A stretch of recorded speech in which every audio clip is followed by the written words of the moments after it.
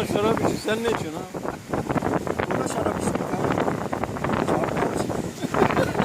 Kesinlikle. Hatırlıyorum. İçirdiniz mi?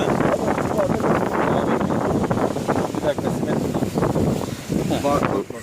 Suyun ne işi var ya? Suyu 13 yaşındakini koy abi. Tekerleğini bakalım.